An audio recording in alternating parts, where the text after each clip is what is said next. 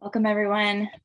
As people are continuing to arrive, I wanted to say hello and welcome to this session on decolonizing the Quaker peace testimony. My name is Cherise Bach, and along with Christy Randazzo, I'm one of the co-chairs of the Quaker Theological Discussion Group.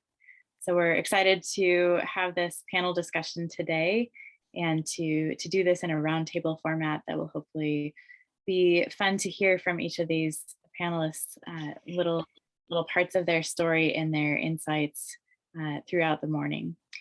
So as you are arriving, we invite you to introduce yourself in the chat if you would like. You can introduce yourself giving your name and your pronouns, any Quaker connection you'd like to share. And for those of you who are living on occupied or stolen land, you are welcome to put the name of the Indigenous group that is from your region as a way of acknowledging whose land you're living on. So there's a website there if you want to look that up. If this is the first time you're considering that, you can look that up and see who's listed. It's not a perfect tool, but it is helpful. And we would enjoy seeing where people are coming from today and being able to do this brief way of acknowledging the land that we're living on. And a land acknowledgement like this is just a very first baby step in decolonizing the ways that we're thinking about where we live and the ways that we live in the spaces where we're currently living, and considering our own culpability in all of this as friends, as people connected to friends, as people who thought this topic of decolonizing the Quaker testimony sounded interesting. So for whatever reason that you're with us today, you're welcome. We're glad you're here. So I'll give a few moments for everyone to have a chance to introduce yourself in the chat.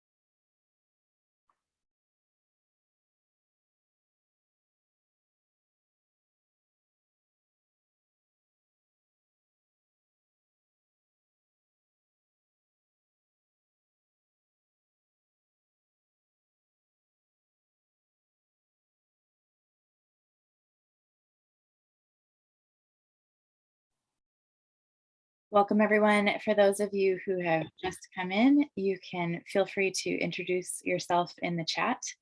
And it's great to see all the different places around the world that people are able to join this session from this morning.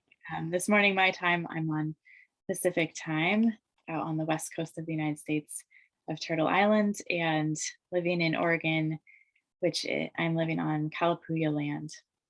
In Newberg, Oregon, where George Fox University is, if you all know that Quaker connection. And I'm part of North Valley Friends and Sierra Cascades yearly meeting. So thank you to all of you who are putting your introductions in the chat, and good to be with you all this morning. We're really excited about this panel on decolonizing the Quaker peace testimony, and we have a great group of panelists here this morning to share with you. And so very shortly, we will begin hearing from them. We're going to do this in a roundtable format. And so we have some questions that we've given them ahead of time. One of our panelists, Tina Montiel, is not available to be here because she's in the Philippines and is after 11 p.m. for her. And so we recorded her answers ahead of time so that she could participate in this panel. And we're also recording this session so that people who are in time zones that are not convenient to this time can also listen in and hear what we talked about this morning. So as we were putting this panel together, Christy and I were feeling like this is a challenging thing to do. It's great that Zoom makes this session more accessible, that people around the world can join all at the same time.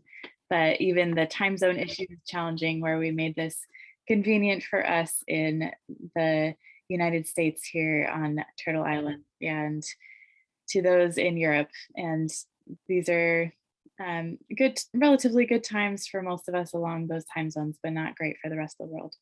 So even in that, it is challenging to decolonize this work.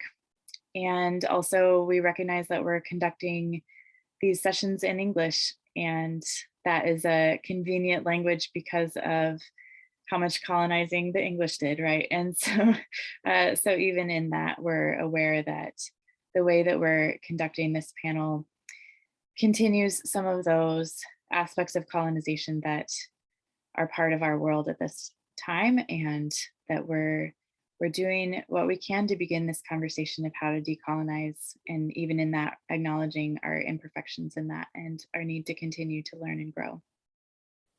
Hopefully in the future we can offer some translation, and we'll be sending out some information to see if folks are interested in that and want to help with that for next year. So we will begin this panel in a moment, and the panelists will introduce themselves.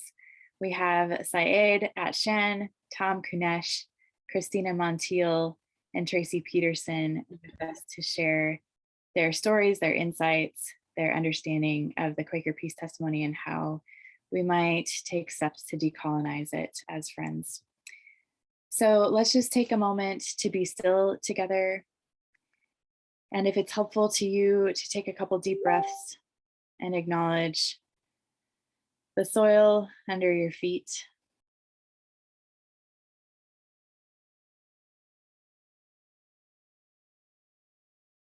the air that you're breathing,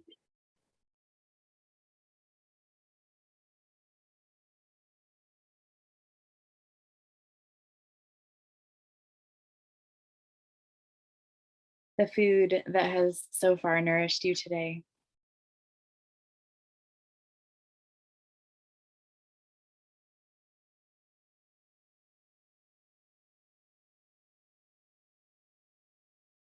the water that is maybe precipitating from the sky right now or flowing nearby.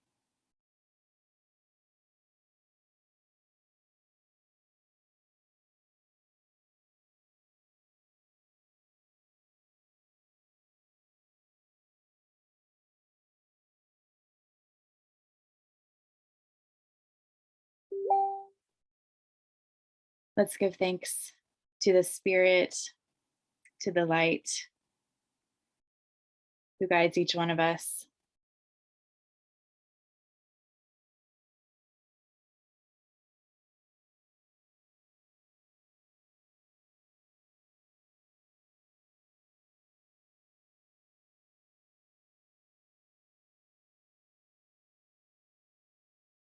I invite each of you, in whatever way is useful to you, to open yourself to the light right now and make yourself open and vulnerable and ready to receive the wisdom that we're about to hear this morning.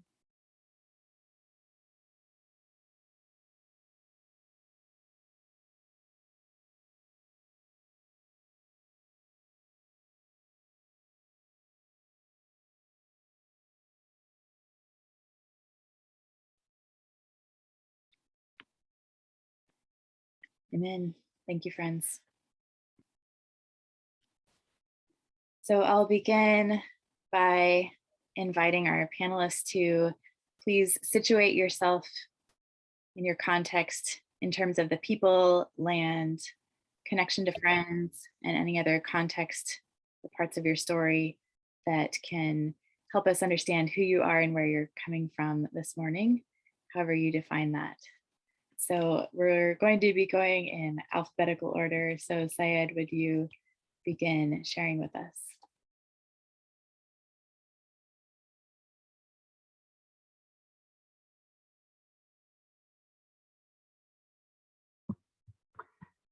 My apologies for the delay. It said the host does not allow you to unmute, and then I was able to unmute. So thank you for allowing me to unmute. Sharice, thank you so much for the introduction, for welcoming everyone, for holding the space, and thank you so much for bringing us together. And Christy, thank you for co-organizing and all of your support as well. I'm so honored to be able to speak alongside these remarkable friends and beautiful souls. And I thank you all for joining us from different parts of the world. So very quickly, to introduce myself, I think I'd say that there are four major salient parts of my identity. The first, I would say, if I had to actually prioritize them, would be as being a Quaker, being a friend, being a member of the Religious Society of Friends. This is my spiritual anchoring. It's the way that I see myself and my position in the world. I grew up in the Ramallah Friends meeting in Palestine. I'm now a member of Central Philadelphia monthly meeting in Pennsylvania, and I'm currently attending Atlanta Friends meeting in Georgia. The second salient part of my identity is being Palestinian. I'm a Palestinian human rights activist. Much of my scholarship relates to Palestine, Israel, and the question of justice back home for my ancestral homeland, my family, my community, and my nation. Third, I would say is being gay. This is a huge part of who I am and the way I am in the world, and LGBTQ human rights is also very, very near and dear to my heart. And finally, I'll say that I'm an educator. So I'm a scholar, I'm a professor, a public intellectual, and I currently have two professorships, one in Peace and Conflict Studies at Swarthmore College and one in the Department of Anthropology at Emory University. So it's really an honor to be here, and I look forward to our dialogue.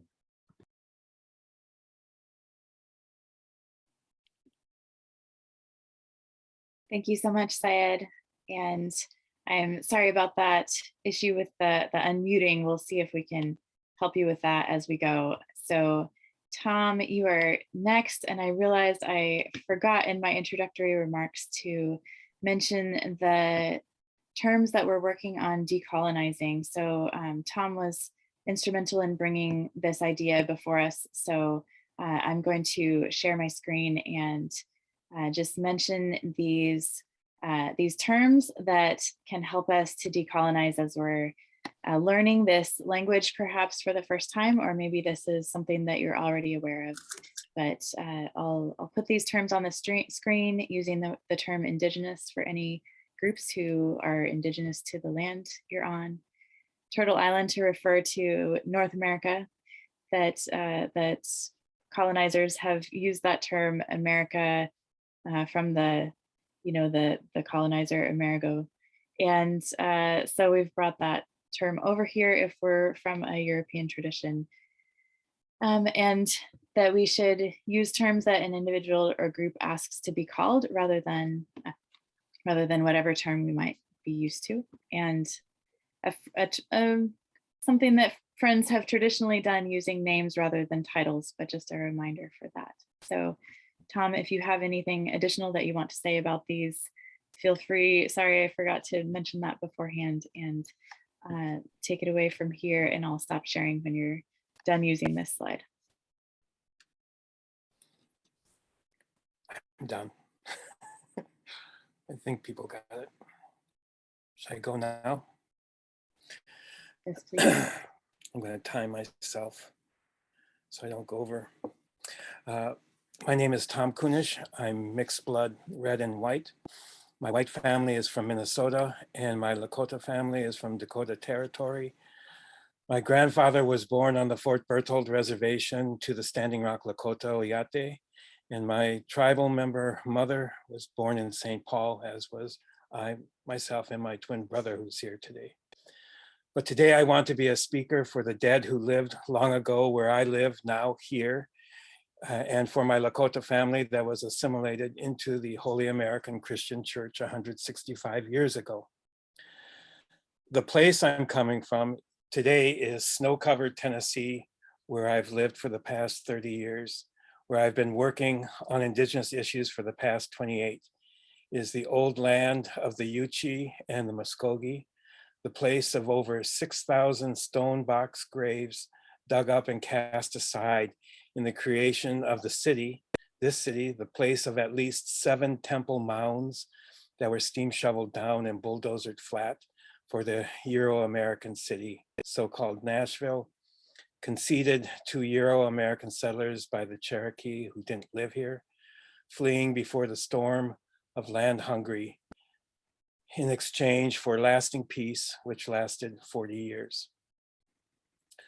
I've known friends since 1984, starting with the head of the Religious Studies Department at the University of Minnesota, where I was a student, and have been studying congregational polity myself, priesthood of all believers, egalitarianism, consensus building, and meditation ever since. First, in a long time with the Unitarian Universalists, and the past 2.5 years with the Nashville Friends meeting. I also newly serve on the FGC Institutional Assessment Implementation Committee. And I say good morning to everybody.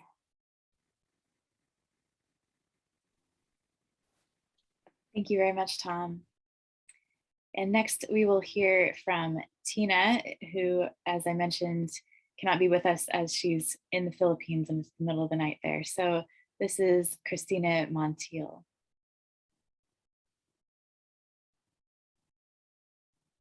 I was born in the Philippines, in Manila. I've been here for 70 years.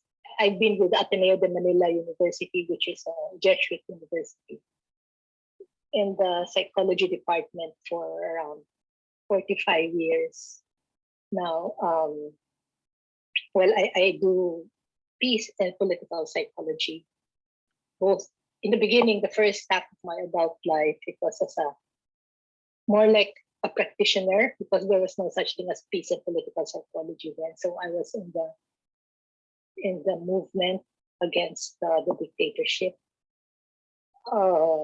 Was very active and took on leadership roles there. And then in the second half of my adult life, I went into doing academic work.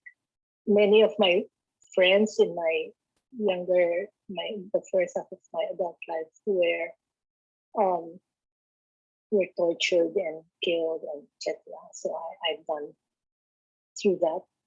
And also I've gone through organizational divisions with deep debates on violence, on non-violence, or whether to work in the new government or stay outside the new government. So I met Canberra Quakers friends in 1991, sort of at that time. I was in Australia National University doing a fellowship on negotiating for peaceful negotiations to end coup d'etats. And there was an invitation from the Friends House to join a workshop on nonviolent strategies to resolve conflict. The guests were Quakers from North Ireland. So I went and I was very interested in the group, in the Quakers. And so I started attending every Sunday. I was drawn to them because this is my first meeting. I was with, for lack of a better word, whites. I was with whites, and really for the first time they were not lecturing to me. They were just quiet. A few meetings later, when I found my voice, my squeaky voice, I said a sentence and I felt it sank. So that was what drew me to the Quakers. Of course, all the peace testament and everything. That too. So I went back to the Philippines after a year. I lost touch with Canberra Quakers. I went back to Australia for a year, around a year, 7 months maybe, to stay and to work in La Trobe again on a research fellowship. I reached out to the northern suburbs Quakers, Melbourne northern suburbs friends, and then I started attending regularly. And after that, I was formally, it was like formal application, and I was formally accepted. But my acceptance was through the northern suburbs, for instance. So now I'm formally a member of the northern suburbs, Quaker.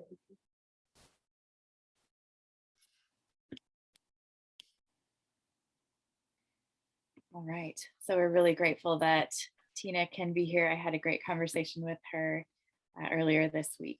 And so I'd like to invite Tracy Peterson to go next. Hi, everyone. My name is Tracy Peterson. It's good to see all of you. Currently, I live in Tucson, Arizona, which is the unceded land of the Pascayaki and the Awesome tribes. Wow, I was really raised in the Religious Society of Friends. I went to Quaker schools from elementary school all the way through graduate school. I was born and raised in Philadelphia, Pennsylvania. So really was bathed in that tradition. But oddly enough, when I graduated from Earlham, went through Friends United meeting to Belize and spent several years in Belize, and then worked with the Chicago Fellowship of Friends, which is a semi-program, was a semi-program meeting. And so traveled in the ministry a great deal and began to realize the vast strands of Quakerism, and was able through those various experiences to embrace all of them.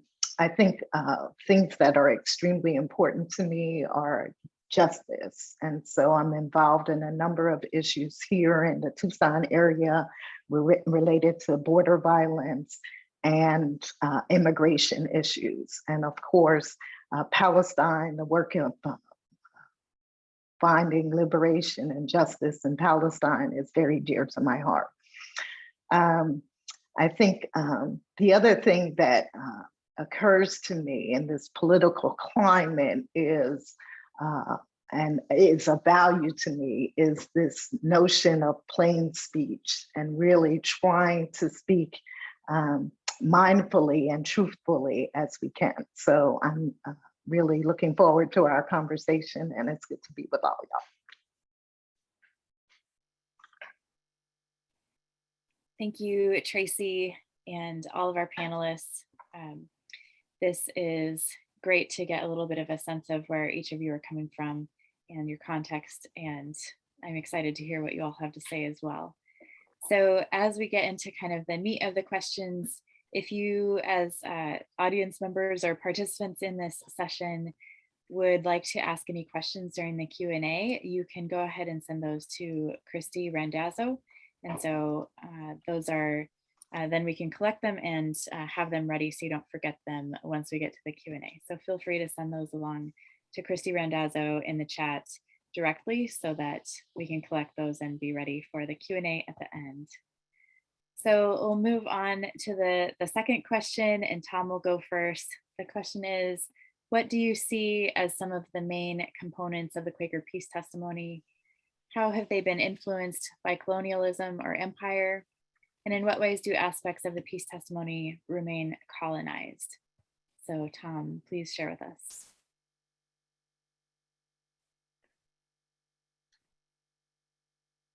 Could you put that question in the comments too? Because that way, I always like it when I listening to people to go back to see what they're referring to. The very public white face of Quaker peace testimony has been historically and superficially English, Christian affirmation of nonviolence, opposition to war, and work towards peace. But the two primary components of the Quaker peace testimony that jump out at me as Indigenous and Quaker are, one, Quakerism's silence in response to Euro-Americans' wars and peaceful land theft against Turtle Island peoples, in tandem with the two largest, most successful empires of the last 300 years. And two, Quakerism's collaboration with these two empires, Britain and America, to mutually profit from land theft and cultural indoctrination of indigenous people into Anglo-American languages and beliefs. Anglo-American collaboration between empire and religion and silence among Euro-Americans against indigenous peoples were natural results of the shared English language, militant colonizing by empires, land theft politics, collaboration and silence, which also created great profit for England and America as colonizers of the native peoples of Turtle Island and South Asia, to name just a few. It reminds me of Jeremiah's words, "From prophets to priests, they are all frauds. They treat my people's killings and trauma as though they were not deep, as if they did not happen, saying peace, peace, peace, peace, when there really was no peace." It reminds me of Cristina Montiel's recent article, "One Piece for You, One Piece for Me, Pacification versus Territorial Rights," that was just published this past year. This is not to blame anybody today because it is our own natural inbred myth of central position. We are good. We see fault in others and none in ourselves. I see Quaker peace testimony as a natural growth of every religion born in between empire and colonial subjugation on one hand, and dreams of liberation and autonomy on the other. Something we need to keep in mind, historically, Judaism and Christianity were both born out of colonial collaboration with the imperial Pax Romana. Quakerism's silence obeisance to British classism, racism, colonialism, and American empire grew out of the Pax Britannica and into the world's greatest military ever to spread and enforce, the Pax Americana. Peace testimony as one testimony was not applied equally as a testimony, or with integrity as a testimony, or with the entire community as a testimony. It is testimony based on white race, upper classism, and profit, based on exploitation of other people and their stuffs. Fox's and Penn's acceptance of immoral land take from indigenous people, the promotion of assimilation as a below the war radar indigenous elimination policy, the sound of Friend's silence on killings and stealings of indigenous people and lands over the past 3 centuries is resounding. The sound of silence is resounding, turning the word peace into ashes in the mouths that speak it, the pens of those who write it.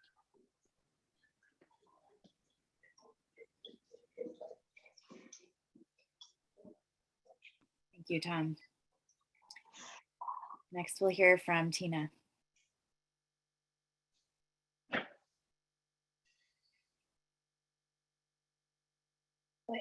My understanding of the Quaker peace testimony and how it comes into fusion, how it becomes real, is it stands for the avoidance of harming another, physically or mentally, like the testimonies of protecting Jews from the Nazis, resolving conflicts between groups or people. So the harm and avoiding physical harm or emotional harm.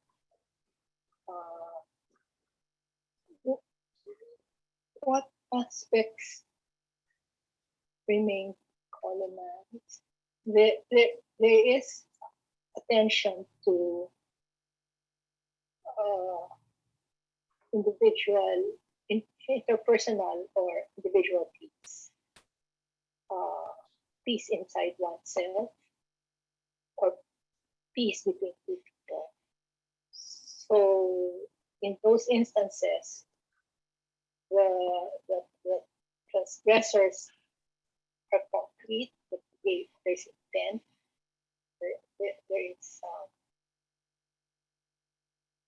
usually there is a victim, a specified victim, and there is a specified transgressor. The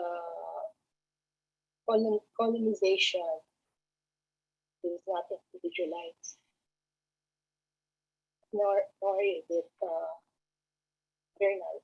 Well, it is. I mean, there are internal and interpersonal expressions, but by and large, colonization is massive. It's public, it's not private. It's public, it's massive, it's historical. It is between nations, it's not between groups. So, in that way, the understanding of the Quaker Peace Festival is fine, it's not wrong, but it's not sufficient. Historically, the meaning of the word peace has been used to muffle us. So during colonial times, especially during the Spanish and the US colonizations in the Philippines, words that were associated with peace, in the name of those words, we were conquered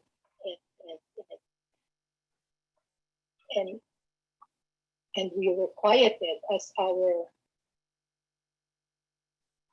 people and mineral resources were stolen. And then you question those who come in the name of the President to become traitor. Or in the later days, you become a communist, now you become a terrorist, but it's just the label. These are labels used to hurl at voices that question. And then after the Second World War and we were into our so-called democracy, then dictatorships arose. What I know about Southeast Asia is the dictatorships that arose were supported by the superpowers. So we became like the front of Russia, China, and the US. Our Marcos, the Philippines' Marcos dictatorship was supported by the US, but others like Cambodia was supported by China, Vietnam was supported by Russia. So again, it was a colonial narrative. The nomenclature used was peace and order. So those who violated peace and order were subversives. And then that's where that was used. There was an anti-subversive law that allowed you to be caught and put in prison without any procedure. So at that time it was the anti-subversion law, but now it's the anti-terrorist law. So it's the same. I mean, to me, it's used to pick up without reason and detain. So that's how peace was used. So it's a bit careful that when somebody evokes or when a group evokes peace, is it for muffling? In many instances, it's for social muffling. Say there was a time when religion was the opium of the people. It kept people quiet. Now peace is the thing that's keeping people quiet on a massive level. But one has to nuance these things. One has to be very careful.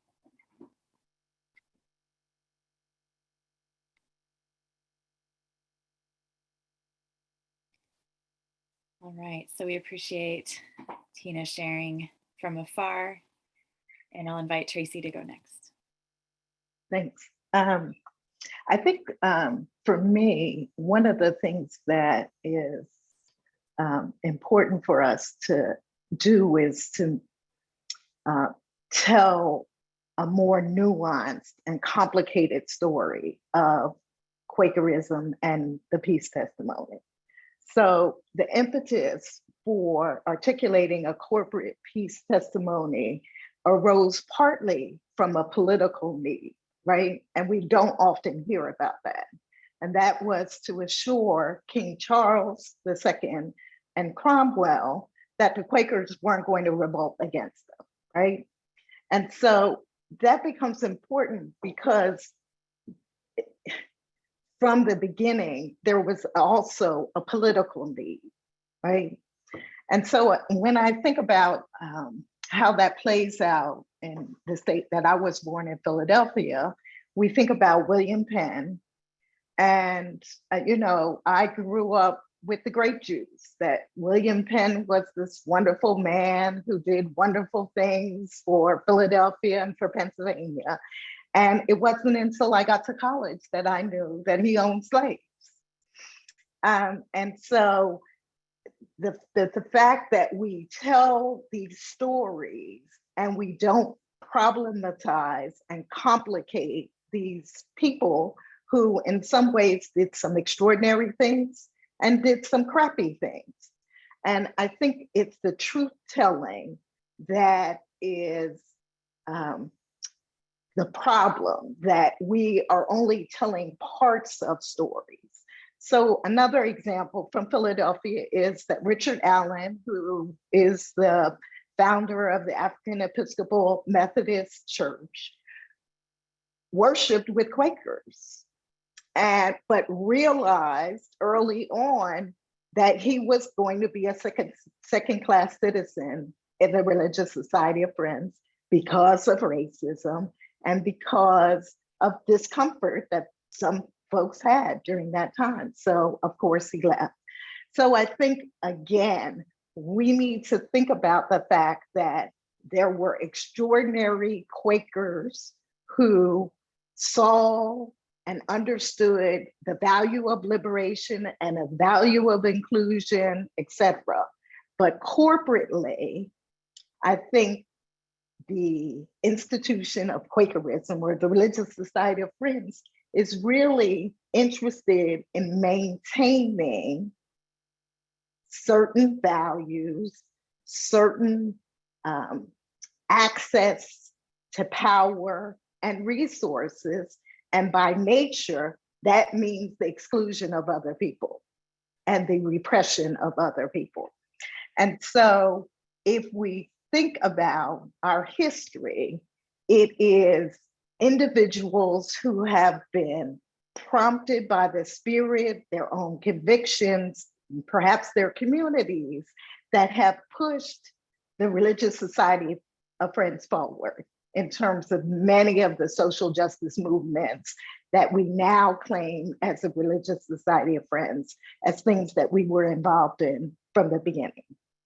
And that dishonesty is a problem. And it's one of the things, because one of the things that we say as Quakers is that our word is our bond. But if our word is the bond, and we know that the word has extreme power, and we don't tell the truth, then what is it that we are promoting? And so I think, and I know that Friends are doing a great deal of work in terms of writing history in a way that begins to capture that, what I'm talking about. But I think it goes deeper, and I think it's something that meetings have to begin to address as well. And to begin to understand the ways in which not honoring and recognizing the power of the word and truth and how they're connected can actually transform. Thanks. I'm done. Thank you. All right, and Syed. Well, I just want to say how moved I am by all the reflections that have been shared so far, starting with Tom's very powerful and profound remarks. Thank you so much, Tom. And I'm haunted by the Quaker, boarding schools for Indigenous people and the kinds of trauma and violence. For example, to highlight, a very important example to what you were illustrating, Tom.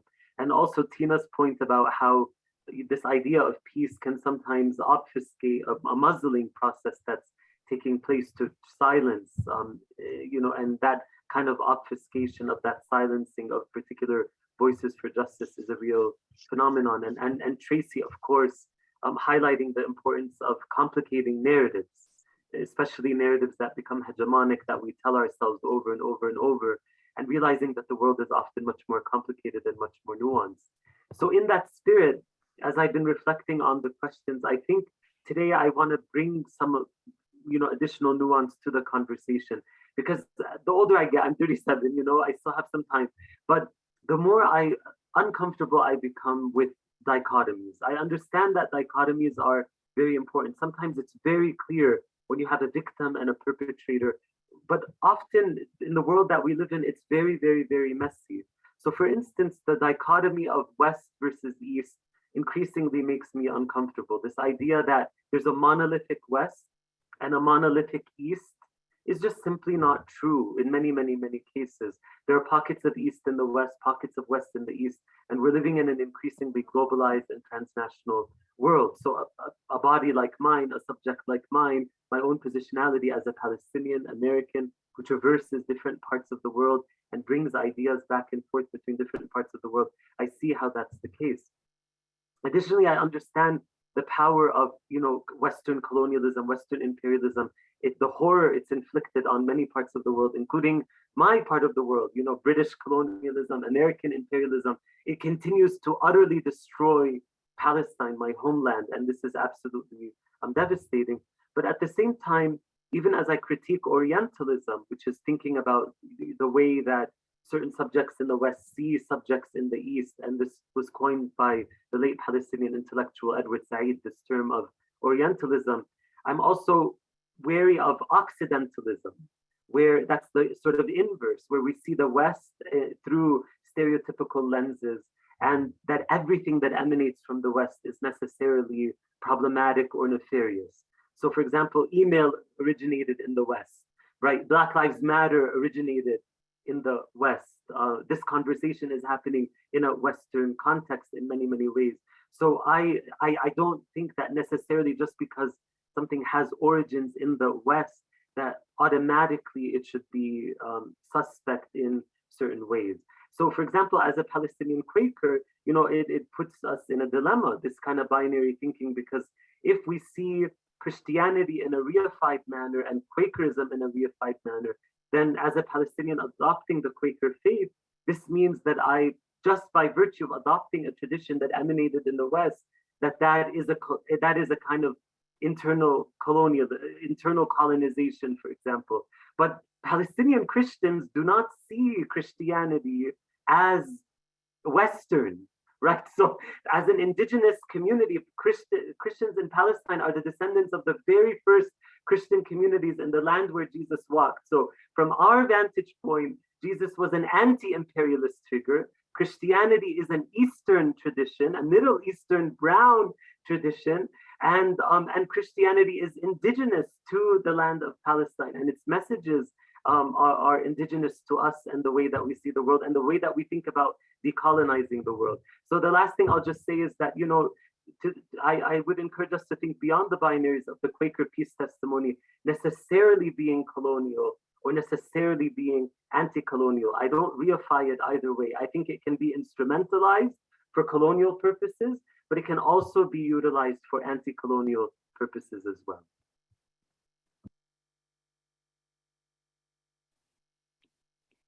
Thank you for that from all of your panelists and the good nuance and problematizing of these terms and these ideas and assumptions within Quakerism and within kind of the framework of Western thought and making sure that we're not even stereotyping within that, that context. Thank you for all those great insights. I wish we could like dig deeper into them right away. And so thank you so much for beginning this conversation and food for thought and conversation that will hopefully take us into the next year and beyond. And so as I mentioned before this, if you have questions bubbling up that you want to make sure that we get to in the Q&A, please send those to Christy Randazzo directly in the chat so we can have those ready for the Q&A time. So this next question is, what would a decolonized Quaker peace testimony look like, assuming that it is possible? So I'll put that in the chat, and then Tina gets to go first this time. So sorry about the sound. We will hopefully be able to share this kind of separately so you can go back and listen to it with a little bit stronger sound output. I'm hoping that you're getting most of what she's saying. So let me see if I can play it here. There we go. If peace negotiations are between a powerful and a less powerful group, the negotiators from the more powerful group ask for the stopping of direct violence like killings and terrorist attacks. That's the meaning of peace to the ones who are more powerful. But the less powerful group in peace talks ask for justice, whether it's territorial justice or some kind of other justice. The narrative is justice. So even if one does an analysis of how peace talks are talked about, it becomes very clear that there are two meanings of peace talks. And those meanings are anchored on one social position of power. And the social position of power is not individual. It could be group, if it's an intrastate conflict. It could be national. So if it's a national power, one is more powerful than the other, and the more powerful nations have their own understanding of peace, and the less powerful might have their own understandings.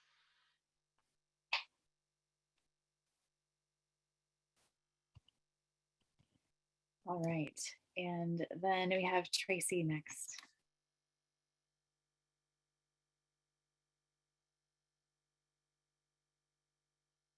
Yes, thank you.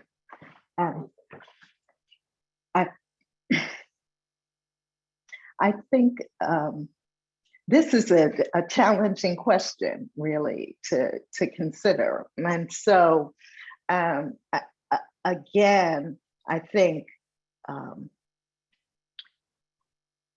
from an individual level, I think individuals have to look within and begin to discover the ways in which they have internalized stories that create the condition where there's hierarchy, right?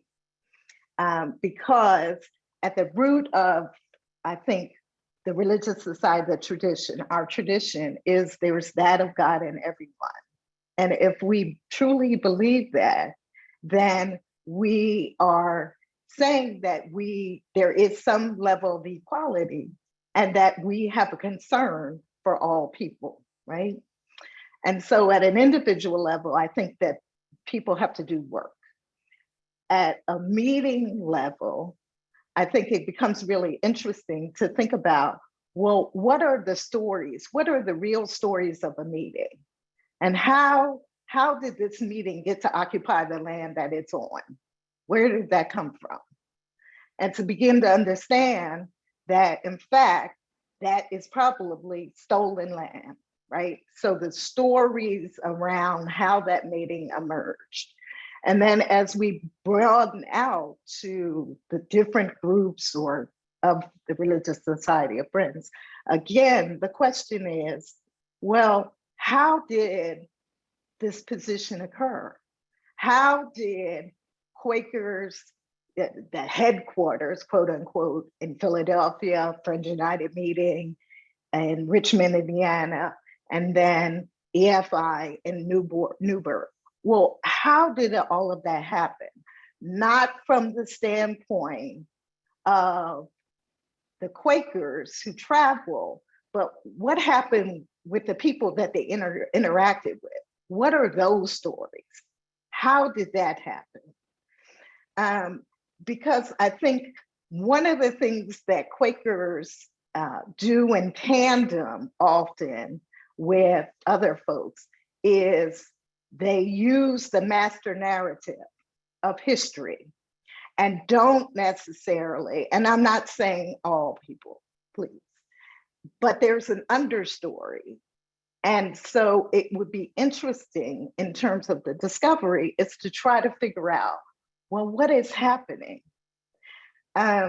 Because I think those are the voices directly impacted folks, whether in history or in the present, have something significant to tell us about not only their experience, but the way towards liberation and something about truth telling.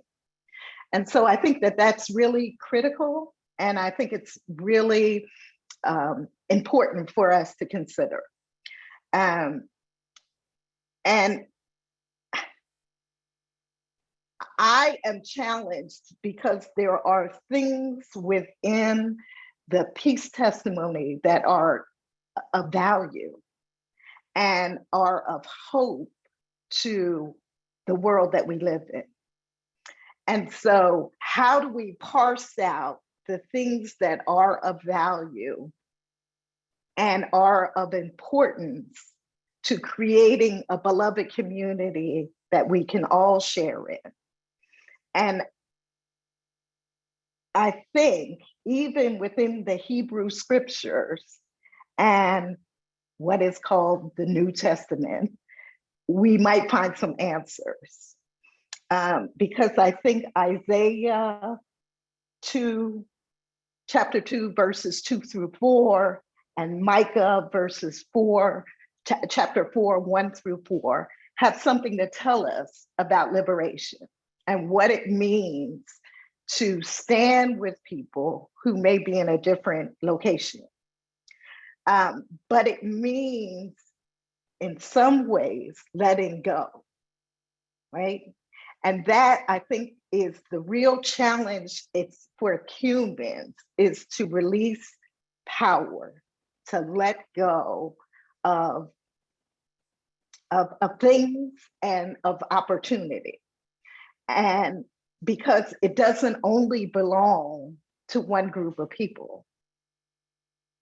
So I'll babble otherwise. Thank you. Thank you, Tracy. And Syed.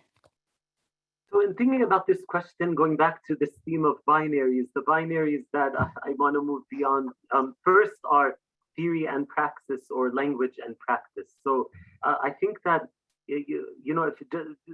please forgive me for doing some self-promotion for a second. Last year published a book with Stanford University Press. It's called Queer Palestine and the Empire of Critique. It's on the LGBTQ Palestinian movement. And in the book, I argue that LGBTQ Palestinians face what I call discursive disenfranchisement, which means that we're not able to even have a right to language, to self-articulation, to even identify as queer and as Palestinian. Even the right to language is under assault. So I argue in my scholarship that language is very important, and obviously theorizing the world is incredibly important so that we can self-actualize ourselves as well. So when we think about the peace testimony and we think about decolonizing the peace testimony, it is in many, many ways a linguistic question, a conceptual question, a discursive question, and we need to get into the nitty-gritty of the language and the kinds of language that we use. At the same time, I worry that sometimes we get so caught up with the political correctness of the language that we use that it actually takes away from how we engage with the world in terms of praxis and practice.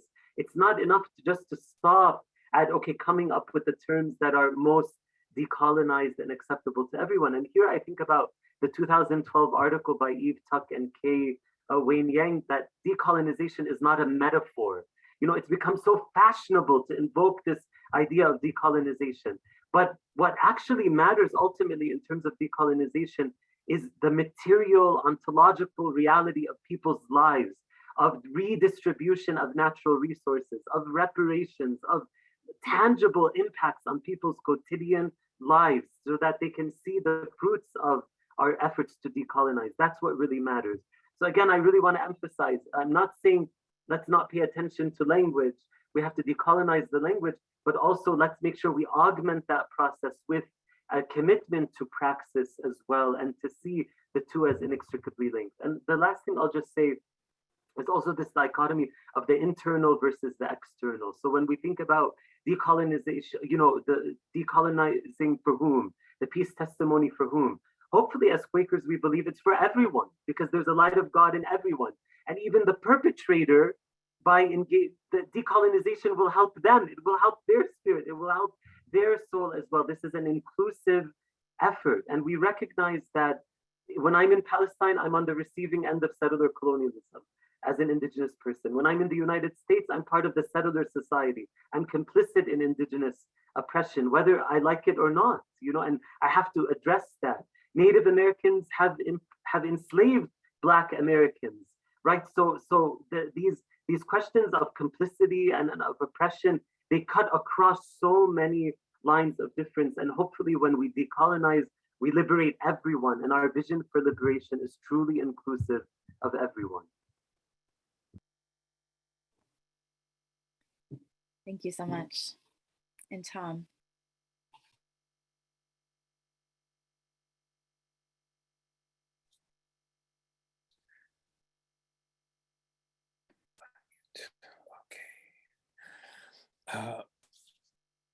Thank you, Syed, for bringing up Tuck and Yang. That was the first line.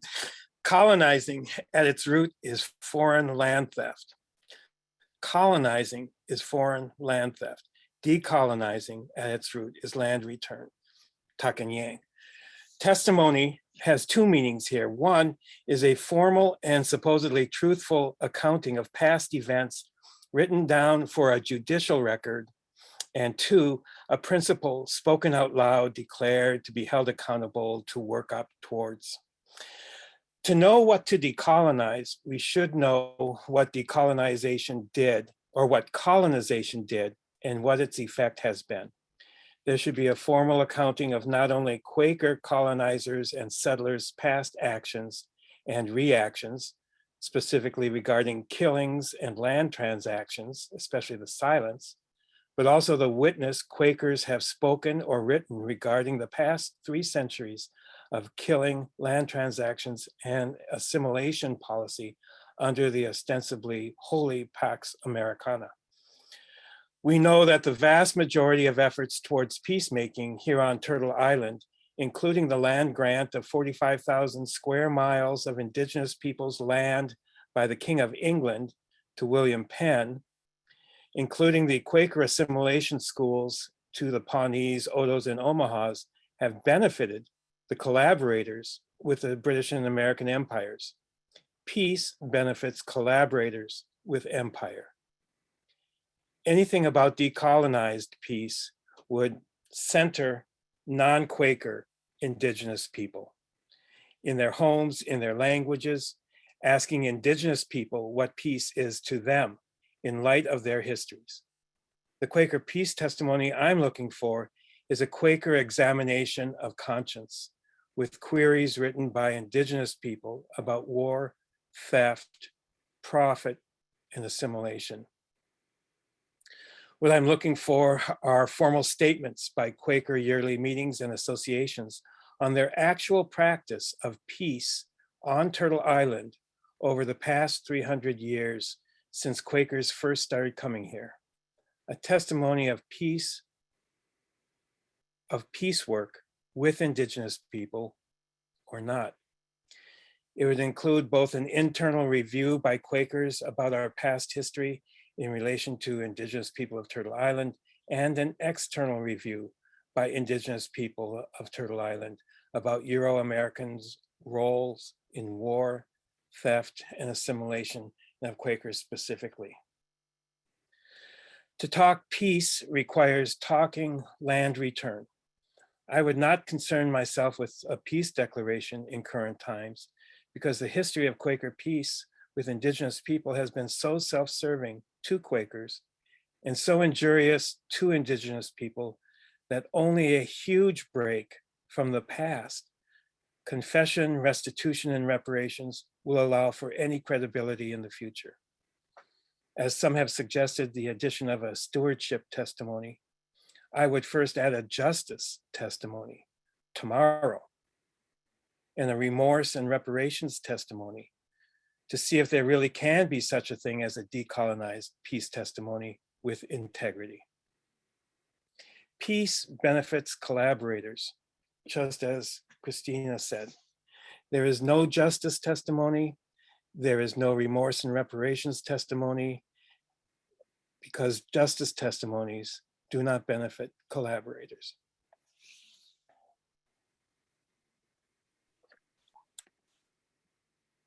That's it. Thank you for those powerful words and adding a justice testimony when we aren't letting the word peace mean what we might hope that it would mean. I realize that Tina's answer was really short, and that's because I only played part of her answer. So I'm going to play the rest of her answer now. I apologize for that. And we'll get to hear the rest of her answer to this question here. Build a strong local unprogrammed Quaker group in the Global South. The Quakers in the Global South are either expats, foreign visitors. They're not local. The strong Quaker groups in the Global South are programmed. How does one evolve an indigenous or natural meaning of peace if there is no local silent space that permits this meaning to arise? If we are too busy dancing and singing, and it will not arise. And the dancing and singing usually comes from other foreign countries. I don't know if an original solution will arise. I had a very difficult time. In 2010, there was a regional Quaker meeting held in the Philippines, in Manila. And not the Filipinos, but those who were planning it were not from the Philippines. And the program, it was planned so that it was both a project of the programmed and the unprogrammed. And I remember on the second day, the unprogrammed were so upset because, and we had a conversation with the organizers. I remember very clearly we were saying, this is colonization all over again. You're putting your script on us. It's okay if the top Quaker people want to fuse the programmed and unprogrammed, but don't force us. That's not our local narrative.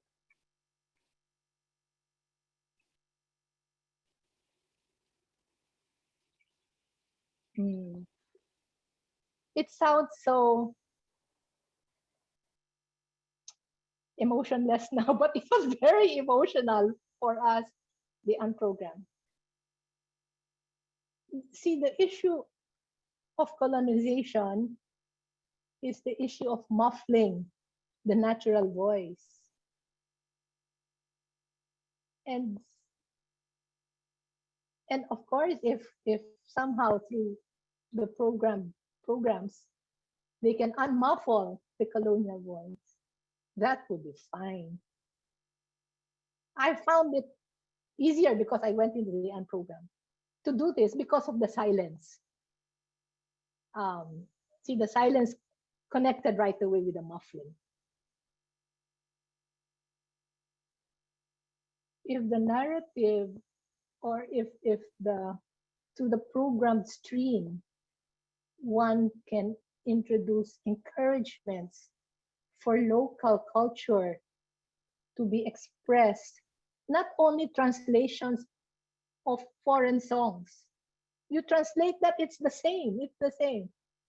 But for local feelings to be expressed in the songs.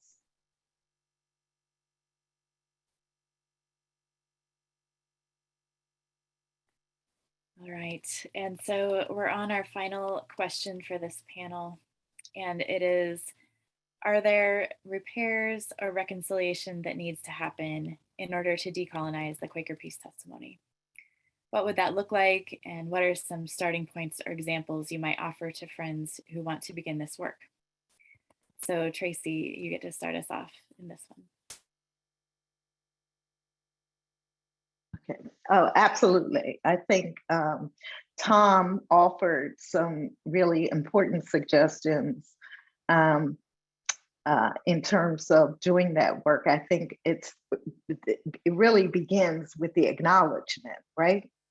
And then really is to determine whether you really are sorry, right?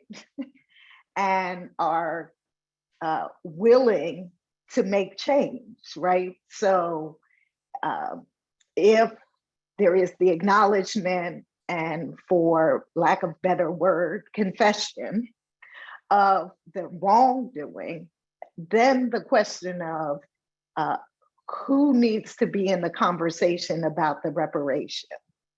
Because often I think people want to then be the group that decides, well, what the reparation is. And I think it's really the directly impacted people who have that responsibility to do that, right? To begin to think seriously about those things. And I frankly believe that within the Religious Society of Friends, that's going to be a challenge. Because none of us are predisposed to give up power. That's not part of human nature in many ways for people in the West. And so that reckoning is where the real work begins, is the acknowledgement. And then it's to engage with the directly impacted people, right? And that's a variety of folks. So if you look at African Americans, the Quakers, there has been no public statement related to the ways in which Quakers were involved with slavery and profited from slavery and owned slaves. And so with all of these various groups, there is that challenge, right? And as I said earlier, I think that there's individual work that can be done, there's corporate work that can be done, but it requires a letting go of being at the center. If we think about our organizations that are serving AFSC, Friends Committee on National Legislation, all doing wonderful work, important work, but who are the people who are at the center of the conversations? Who are they? Right? White folks. Who, or for the most part, who are driving the agenda and the concerns and the issues. It's important, but the tent has to be wider and larger.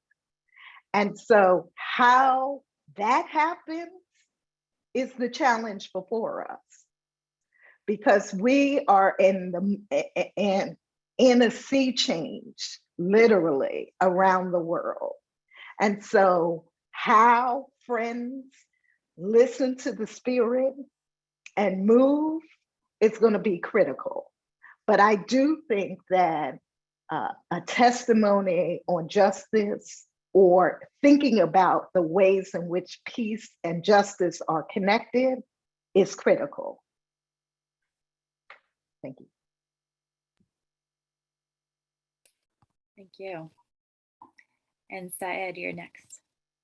So the last binary I'll problematize is the binary between universalism on one hand and cultural relativism on the other hand. So this idea that, you know, there can be something universal that transcends all of us, regardless of all the different lines of difference in terms of values, in terms of praxis being in the world.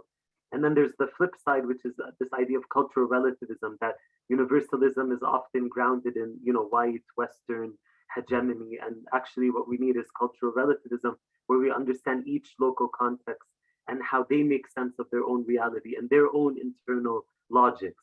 Now, for me personally, I think that the two are not mutually exclusive. I know it sounds paradoxical or contradictory. I think we can simultaneously, on one hand, be proud of our peace testimony and view it as universal and as transcendent, and that it connects Quakers across so many lines of difference all over the world. But at the same time, have the humility to understand that how it is that that peace testimony is understood, how peace is defined, how it's implemented in the world is deeply, deeply contextual, and that that's okay, and that there can be heterogeneity of thought in terms of how it is that we manifest these values in the world. And those two forces are not contradictory. I love Tracy's notion of, you know, really combining the peace testimony with the idea of justice. And for many of us, like Tracy, I agree with you completely, that resonates. The two come hand in hand. I would also add that alongside the peace testimony, there should be a testimony that affirms the importance of solidarity as well. Truly robust solidarity, especially with those who are oppressed. And solidarity requires following the lead of the oppressed, centering the voices of the oppressed, and having the humility to actually to listen deeply to their concerns and to how it is that they decide to wage their struggle. I also want to say that that humility is important, so that we remember that we don't have a monopoly on peace as Quakers, nor do we have a monopoly on defining what peace is. And nor should we be in a position to lecture the oppressed about what peace is or how they should wage their own struggles for peace.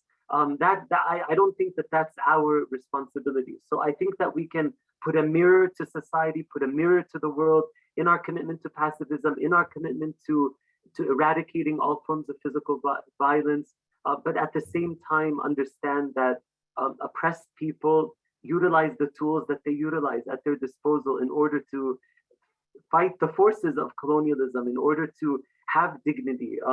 And the last thing I just want to say is that we shouldn't become arbiters of authenticity of, you know, the oppressed in terms of who's the authentic oppressed. I think we also recognize that within oppressed communities, there are different schools of thought, even within those communities, about how to wage the struggle, how to achieve peace and justice, what solidarity should look like. So there are those who are going to support violence, those who support non-violence, those who support a combination of violence and non-violence. And it's not our role to parachute into an oppressed community and to facilitate or arbitrate those debates that are happening within the community. They need to have those debates on their own terms. They need to wage their struggle on their own terms. And our job is to be in solidarity with them while also being true to our values and our commitment to peace and pacifism. And that's my view.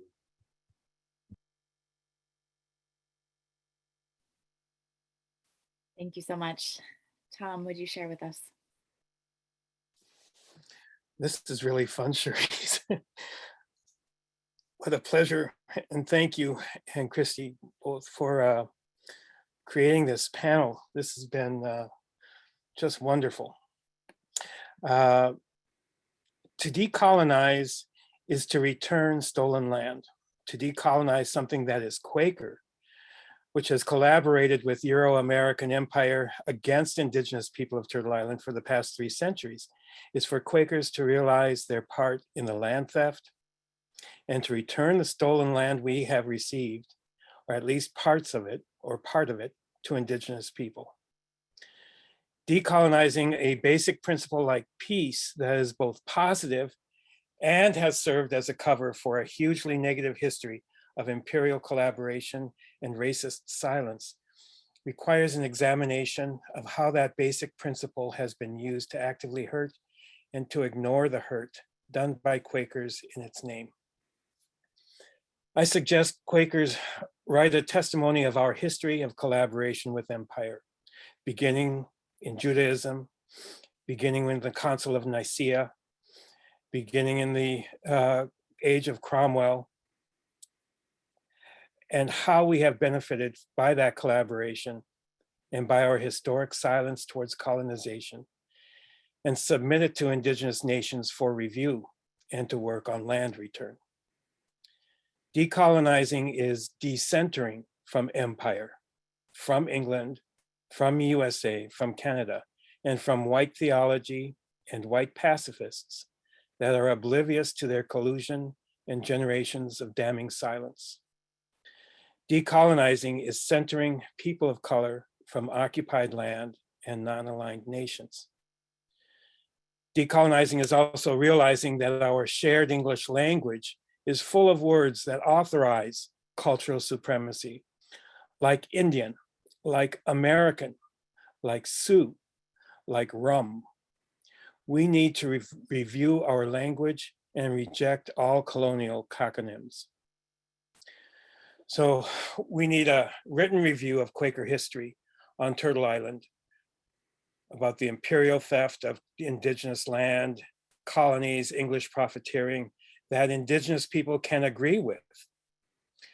And we need the creation of an Indigenous and African majority Truth, Reparations, and Reconciliation Commission. We need material support for Indigenous language and religion programs that we eliminated, that we helped eliminate with Quaker cultural assimilation programs. We need to support the rejection of Christian presence on Indigenous controlled land. We need an affirmation of that of good in Indigenous history, stories, and beliefs by inserting Indigenous history, stories, and beliefs in our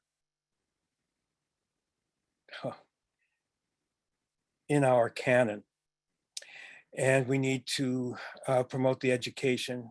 We need to educate ourselves away from the single story of Christian English empire and into Indigenous cultures of Turtle Island and Africa. Religions thrive by collaborating with empire. That's how Christianity survived. That's how Quakerism has survived. To decolonize all of our testimonies, we need to re-examine our Judeo-Christian and Quaker roots for their origins, for their planting, for their growing in the rich brown dirt of imperial collaboration. Thank you.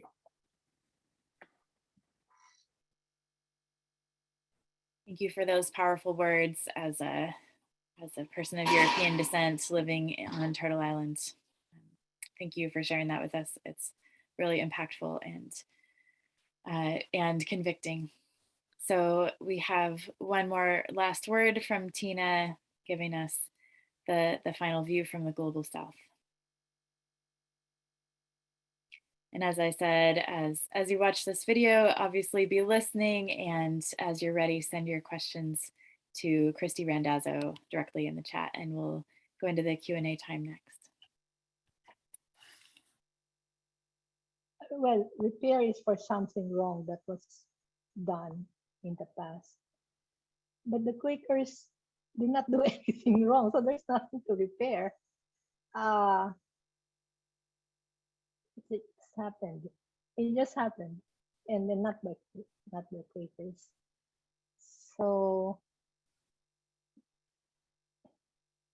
there are things that can be done to further promote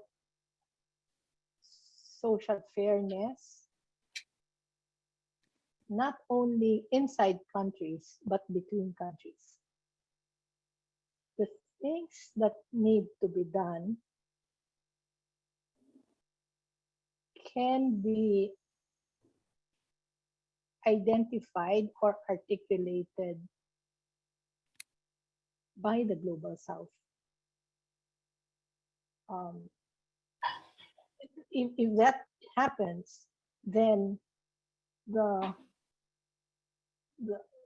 agenda, the peace agenda, will not be based on understandings by the rich countries, by the rich countries where the Quakers come from, of what the needs are, what the Global South people need.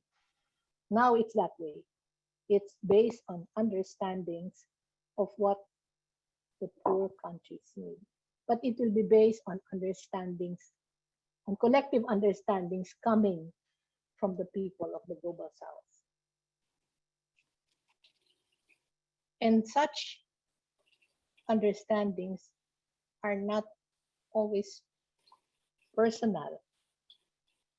But the personal can be very passionate, but they can be balanced by working with a group, with a collective, rather than with individual repairs. What directs the agenda should be collective discernments or collective understandings done in a space that allows for depth and illumination. If we step out of the Quaker only narrative, the help that can be done is to look at what's going on when the local people come together and work with passion for what they think will help their country and the poor, and then to see how that can be supported. Most of the time it's in politics. Most of the time it's in wrong democracy or misuse democratic labels. A lot of times it's in public public fears. We cannot go back home to a safe place after we speak. We are here. So we take on the consequences in our own lives, in our own bodies. Those who live somewhere else can give comments, but they cannot determine the trajectory of what is peace, because they don't accept the consequences of fighting for real social peace, because they are safe. So the first major step is to listen to the ones who cannot speak. I mean, I say we speak, but we speak with our bodies, with our actions, with our everyday decisions, and to listen to that before constructing a solution in the name of those who cannot speak. That's another form of colonization. That's the hardest part, I think, because there's such a temptation to speak in the name of the silent. And the silent can hardly speak because they're just too busy.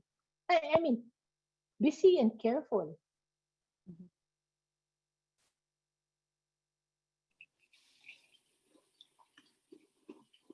So I send my thanks to Tina for being willing to participate in this panel, and apologies for it not being at a time where she can be here in person.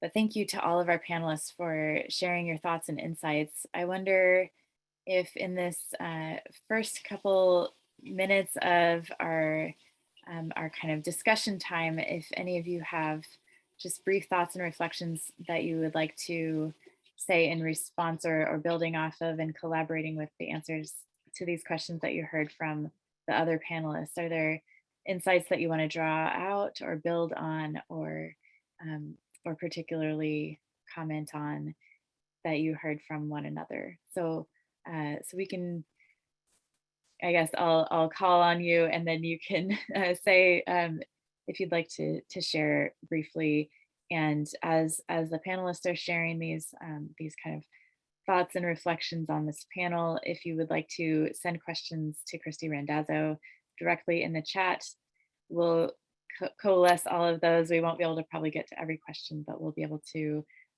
find some themes in those questions and ask a few questions in the half hour that we have left to us during this time to be able to have this conversation together, and then the conversation will continue. So Syed, would you be willing to go first? I would be happy to. And so am I going to answer a question? Just if you have a thought or a reflection based on things that, as you heard the other panelists, any wrap-up thoughts, responses, things that you want to draw out from anything anybody No, else? not at all. I mean, I'm all set. I'm really eager to get to the Q&A and to hear what resonated with folks in the audience. Thank you. Great. Tracy, do you have thoughts? No. Tom, anything to add at this point? How much I appreciated Tracy's words about the needing to allow for problematizing, or just that word, problematizing, accepting that history is full of problems, that theology, that anything that's been written in the past is contains problems, and that we should be able to face these stories as problems, I think is a great insight. And I really appreciate Syed's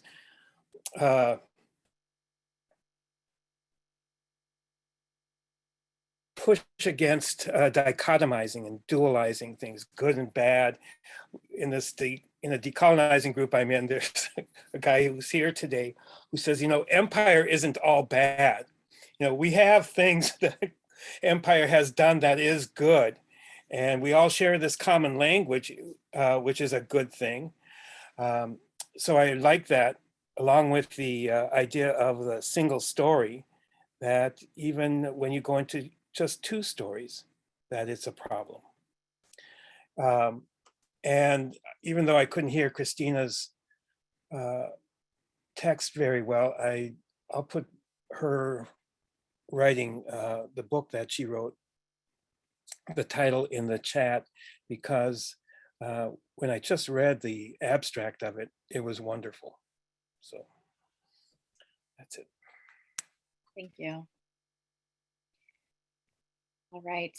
Well, we will get to our Q&A then and hear from questions that you all bring. And so the first question that I'd like, it's not directed at any of you, so whoever wants to jump in, we can go that way. But how will addressing European or United States colonialism in the peace testimony prepare us for colonialism that emerges from other communities and other settings currently? So so this is a challenging question, as maybe it's emerging in places where we don't live, or aspects of colonialism continuing to go on in our locations. So how will addressing European or United States colonialism in the peace testimony prepare us for colonialism that emerges from other communities and settings?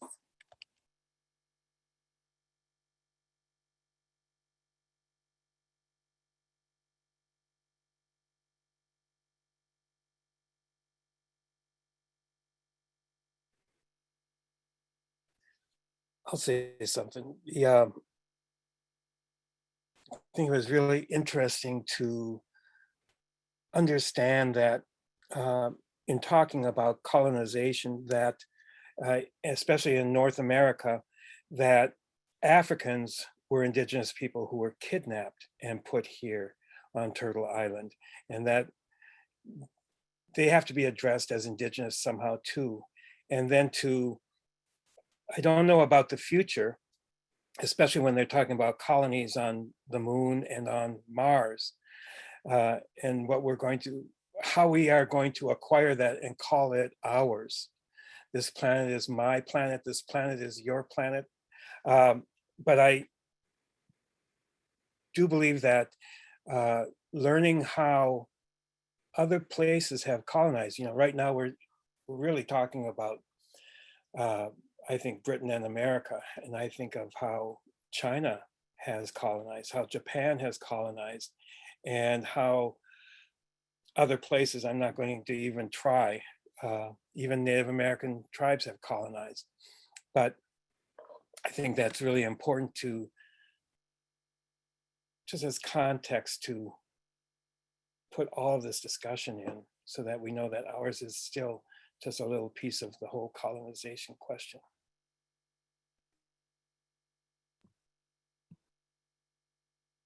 I'm happy to also bring in AFSC, the American Friends Service Committee, as a I think a light to highlight this, because AFSC really has been around for over 100 years and connects its social justice work and in many ways its anti-colonial work in the US context as well as in a global context in so many different countries all around the world. And I think that global reach that connects the local and the global and understands how systems of oppression connect us when it comes to issues of migration and immigration, when it comes to war and militarism, when it comes to so many different contexts. AFSC really shows us how the Quaker peace testimony can be put into practice in a way that doesn't reify a local versus global, again, dichotomies, but actually understands how the world is interconnected and colonialism operates in many different ways in many different parts of the world, and our fates are intertwined. So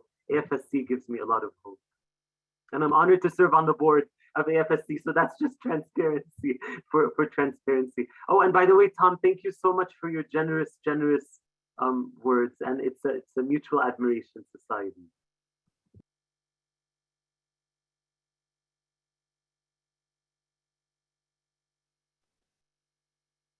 I think I have a comment. I think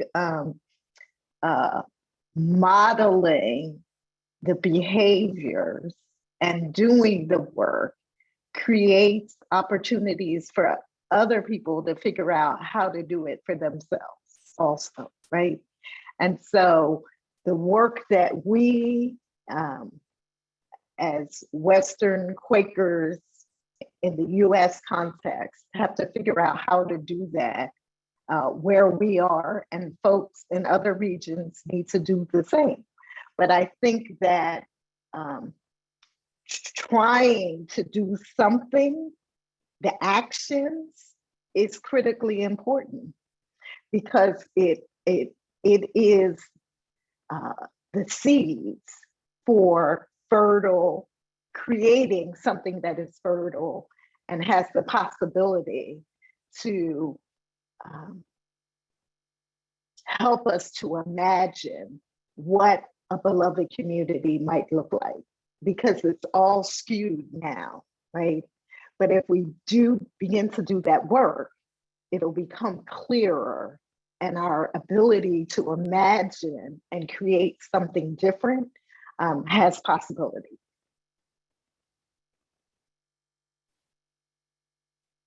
Thank you all. We have a question there in the chat from Sarah, and the question really is about, as friends living on Turtle Island who want to do this work of decolonizing and of maybe beginning or going beyond kind of land acknowledgements to actually doing something about this, are there suggestions that you have for approaching Indigenous neighbors that are going to be respectful and a good way to begin the conversation that doesn't just continue the harm that that we unfortunately have had in our history? So any suggestions or examples of people that are doing this well, or places where it's been written well how to go about this work?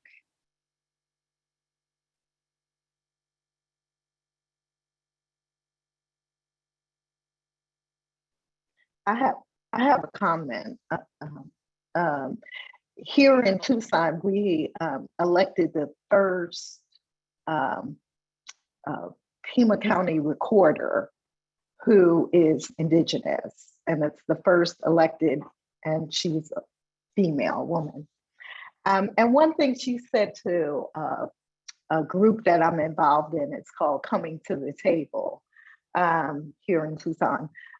She said, one of the things that would be helpful is if you support the work that Indigenous people are doing and not ask us to do other work, that in fact, it starts with trying to cultivate real relationships of trust, right? And that takes time. But centering Indigenous issues and concerns, I think it's the first move. And aside from that, is really to look at yourselves, right?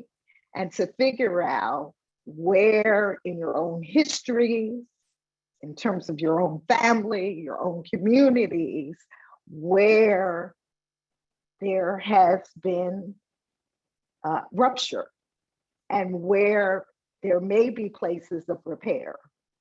So that within the African American communities, obviously, and there's lots of folks now who are looking at the question of reparations and trying to understand from within their own family histories how they may be related. Well, the same applies, right? That first looking at yourself, then trying to figure out, are there ways to be in solidarity with directly impacted communities and Indigenous folks in your area that you can support and then cultivate real relationships with, right?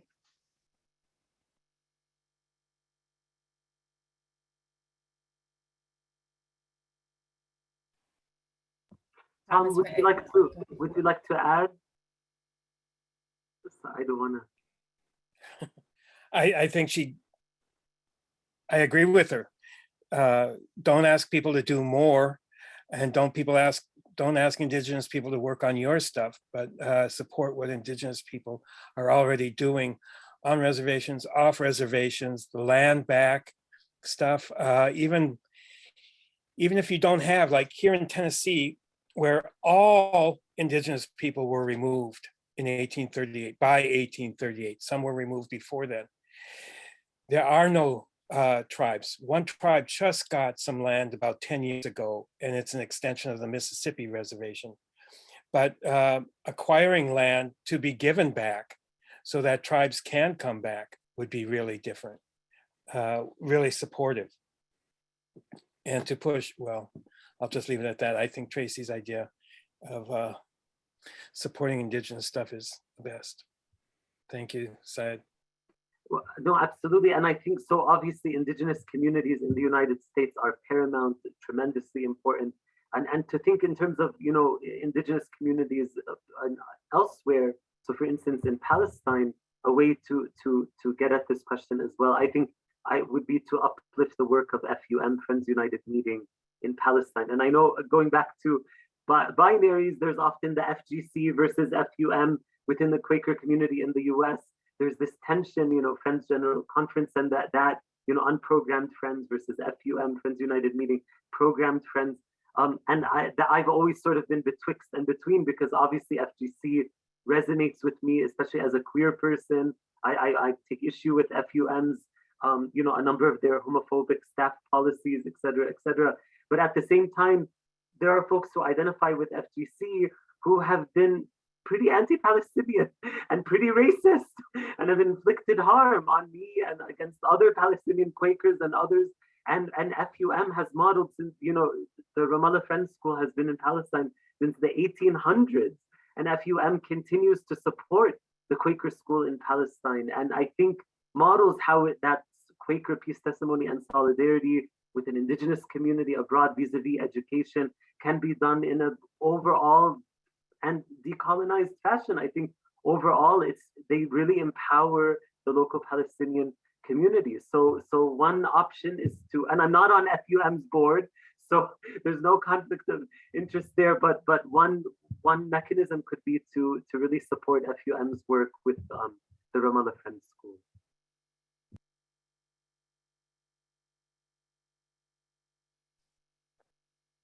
I have one other comment, and it's really a dis-ease with the plethora of land acknowledgements. I know it's important at some level, but if it doesn't move people to act, then it becomes a problem. And here in Tucson, Arizona, a native friend of mine said, you know, I'm always called to give a land acknowledgement or to say something after a land acknowledgement, but that's it. So what I want to say is that the land acknowledgement should be like a query to prompt you to consider what action, what role must I play to ensure that these issues begin to be addressed. And of course, not everybody is in a position to get back land, etc. However, I think my hope would be that as you listen to those land acknowledgements or say them, that you are thinking of them and utilizing them as a query to propel you into some kind of action.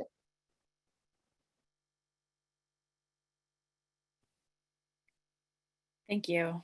Yeah, I think that's so important. And I think land acknowledgements play the piece of being able to become cognizant and think about the fact that if we're living on Turtle Island, if we're not Indigenous, we're living on stolen land that we're now occupying. And so, however, our ancestors arrived here, that's the state of the land that we're living on. And so, so acknowledging that is a good first step, but it is only a first step. And to the extent that it can bring people's awareness, that's great. And move beyond that, right? Do the things that these panelists are saying of seeking out the local Indigenous groups and asking them how to partner in their work and joining in that work rather than adding on another workload of like, come and tell us your story or something like that, although that can be important in its time, right? Joining places where they're telling their stories and that sort of thing.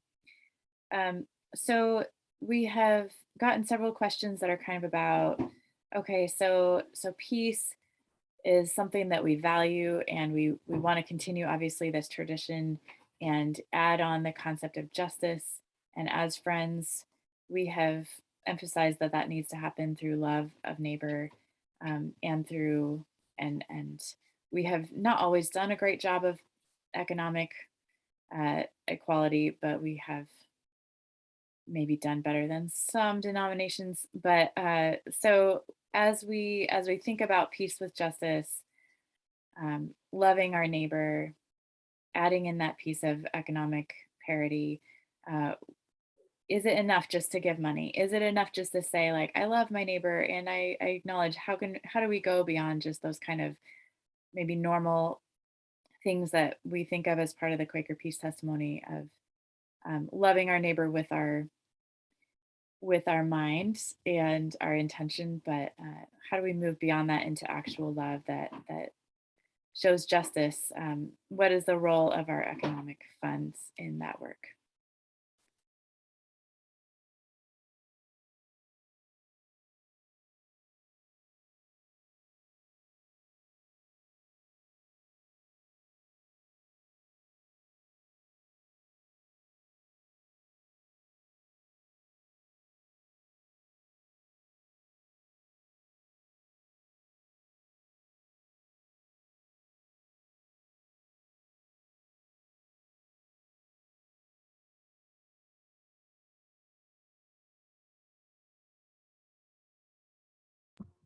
You know, I'm struck by the silence, and I think silence can be incredibly powerful and incredibly generative, especially for us as Quakers.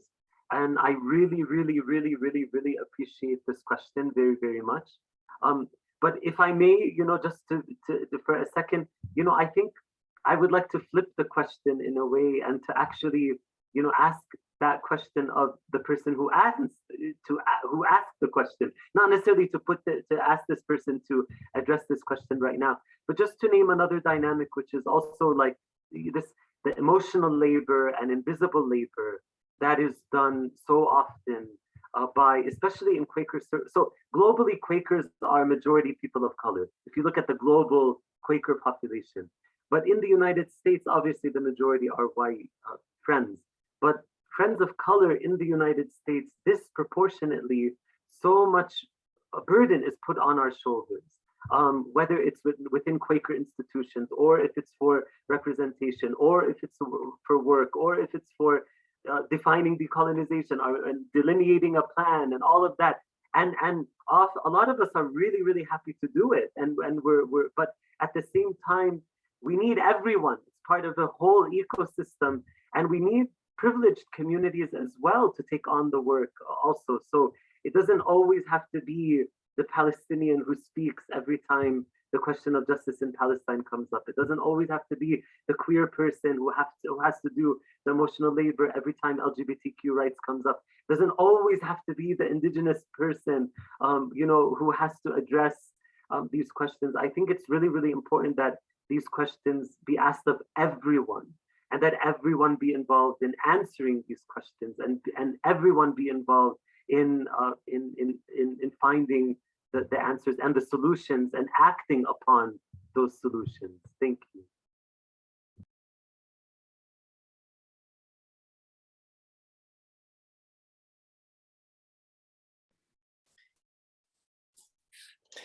In our meeting, we have, well, it's predominantly white. And there are some people who carry more of the work than others because of who and what they are.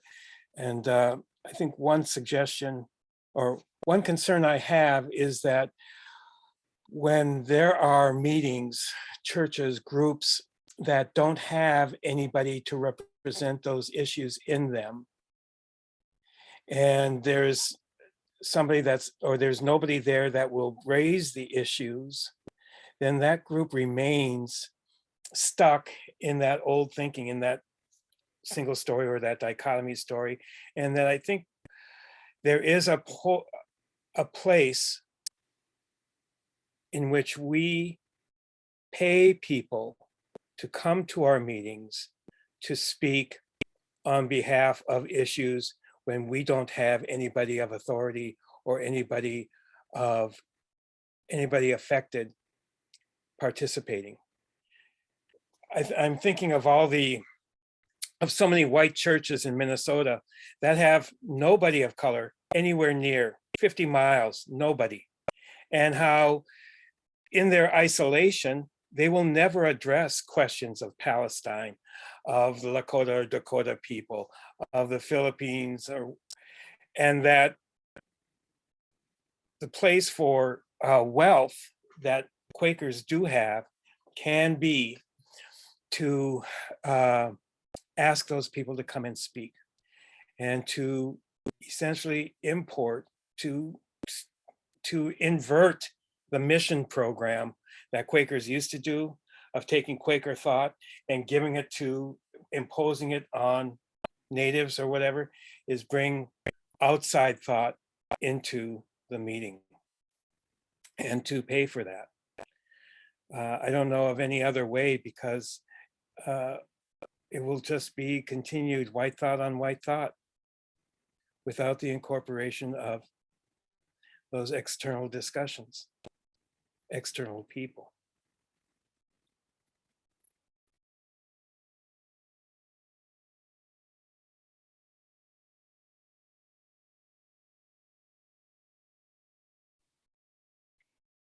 Thank you.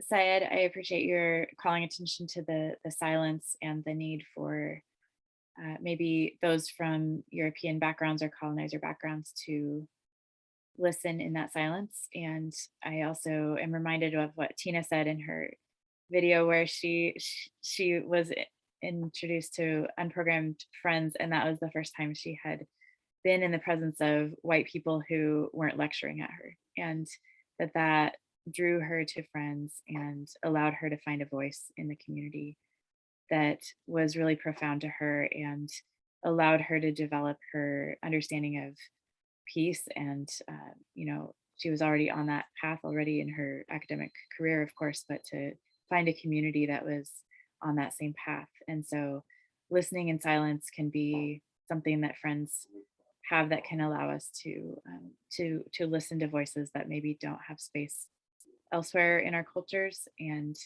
so we can use that tool as, when we do use it to not muffle, as she said, I think it can be powerful. When we do use our own silence, if we're from settler colonialist background, when we use our own silence of listening to voices of those who have been colonized and their land has been settled or stolen, when we use our silence to listen to their stories and their needs and their leadership, I think that can be a really profound way for friends to contribute and to find the next right step. So any other thoughts on that before we move on? Tracy? I do have one quick thing. It's just to tie into what Tony said, is that within Friends, we have the tradition of traveling in the ministry, right? And so that is in some ways a sort of lost tradition for many arms of Quakerism. And so to extend, because as Syed said, there are lots of folks of color who are part of the Religious Society of Friends, but asking them to do that emotional work and labor, paying them is a great idea, right? And extending the invitation so that having folks who are Quaker and not Quaker be traveling and sharing seems like a really good idea.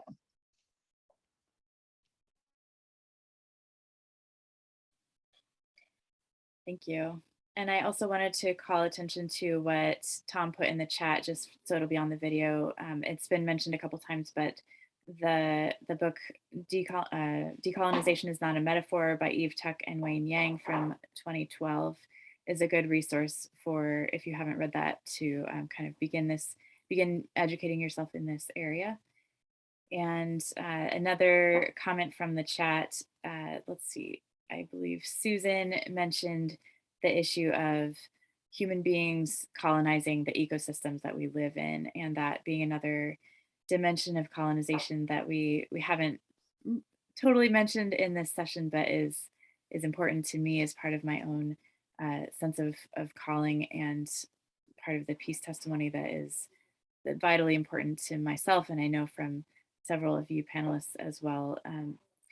And so we don't have time to get into that right now, but I do think it is an important piece of the issue of colonization to bring in, that all of these ways of colonizing, of taking over, of trying to control the landscape, the people, the other species, they're all intertwined and connected. And so as friends have settled Turtle Island and other places, taking control of those resources and disrupting those ecosystems is a huge part of that, the impact of colonization around the world. So that's an important thing to bring in. We did talk about that quite a bit in our panel yesterday, if you want to go back and view that.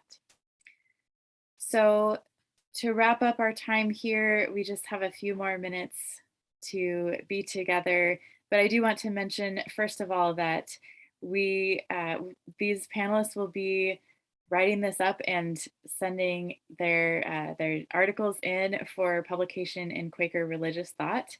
And so that will be the fall issue of Quaker Religious Thought. So if you would like to subscribe and be able to receive those articles when they come out, you are welcome to subscribe.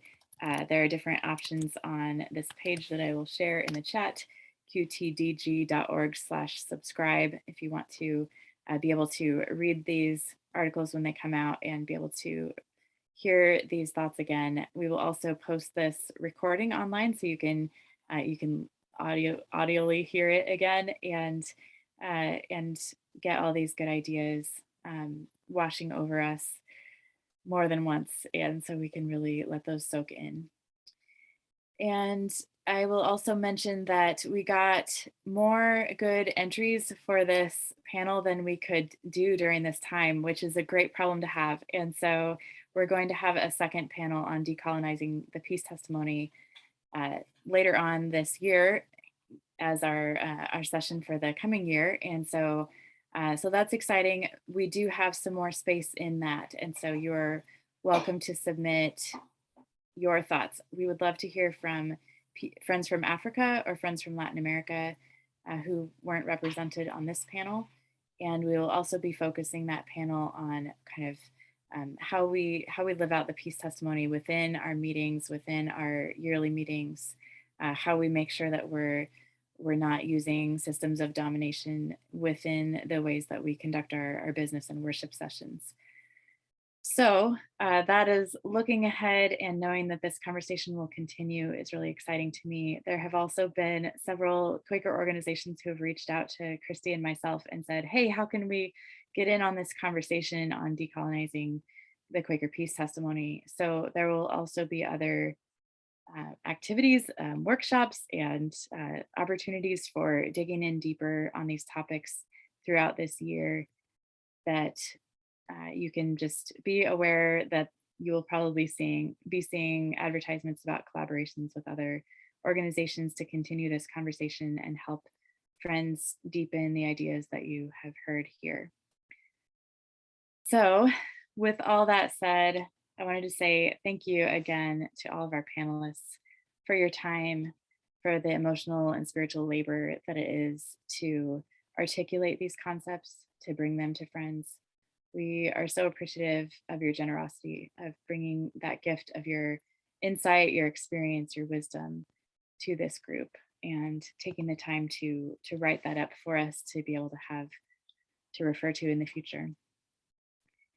So as we close, I would ask that we just spend a few seconds in silence and be still and allow the Spirit to bring to mind things that we need to remember from this time.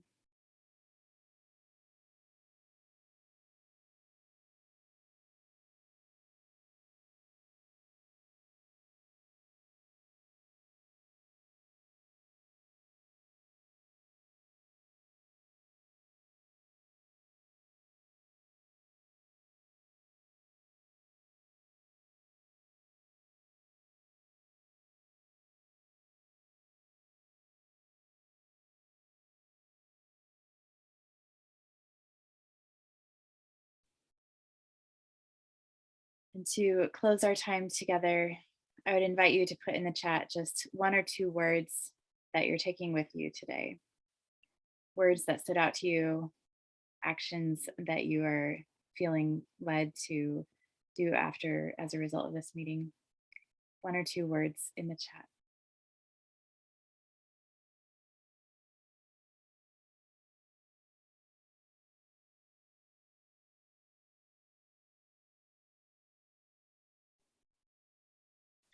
Justicia y paz. Inverted mission, solidarity, gratitude. Hopeful connection. Peace with justice. Let go, grace, gratitude, gracias. Do it. Giving up power, begin. Peace is not primarily personal.